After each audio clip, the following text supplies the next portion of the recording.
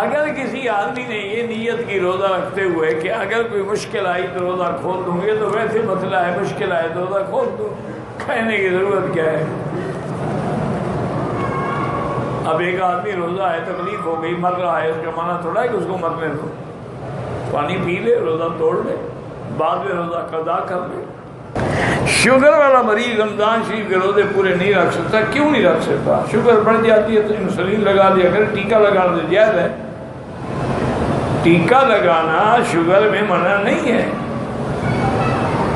اگر اس کے علاوہ طریق مجبوری ہے تو پھر ایک آدمی کا کھانا روز کا جو قیمت بنے دن رات کے کھانے کی، مثلا 10 ریال بنتی ہے تو 300 ریال صدقہ کر دے، غریبوں کو دے دے۔ اگر روزے کی حالت میں خون کا ٹیسٹ کروائیں جائز ہے، خون نکالا جائے گا، ڈالا تو نہیں جاتا ہے۔ اگر کوئی آدمی بیمار ہے اور رمضان المبارک کے روزے نہیں رکھ سکا ہے، میرا بھائی تو اصول یہ ہے کہ وَمَنْ كَانَ مِنْكُمْ مَرِيضًا أَوْ عَلَىٰ سَفَرٍ فَعِدَّةٌ مِّنْ أَيَّامٍ أُخَرَ۔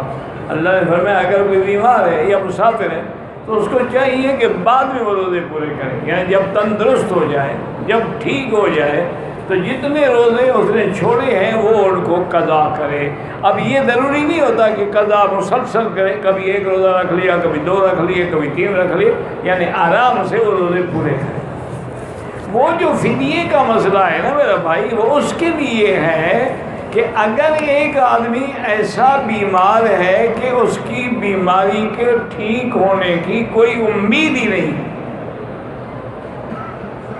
یعنی بالکل ایسی بیماری میں نعوذ باللہ مبتلا ہو گیا ہے کہ اس کی کوئی امید نہیں کہ ٹھیک ہوگا، تو اس کے لیے ہے فدیۃ طعام مسکین، ایک آدمی کے کھانے کے برابر پیسے جو ہیں وہ خیرات کر دے، یا کسی ایک آدمی کو 2 وقت کا کھانا کھلا دے، یعنی یا تو غریب کو کھانا کھلا دے۔ اچھا، بعض علماء نے دیکھا یہ بھی جائز ہے کہ مثلا اس نے 10 مسکینوں کو اکٹھا کھانا کھلا دیا، 20 کو کھلا دیا، یہ بھی جائز ہے۔ تو یہ ان لیے ہے کہ جن کو بیماری سے ٹھیک ہونے کی امید ہی نہ رہے۔ بعض بیماریاں ایسی ہیں، اللہ معاف کرے، اللہ معاف کرے، کسی کو کینسر ہو گیا ہے، کسی کو ٹی بی ہو گئی ہے، کسی کو فالج ہو گیا ہے، کوئی نعوذ باللہ بیچارہ بے ہوش کومے میں پڑا ہوا ہے، تو اس کے ورثاء جو ہے وہ فدیہ ادا کریں۔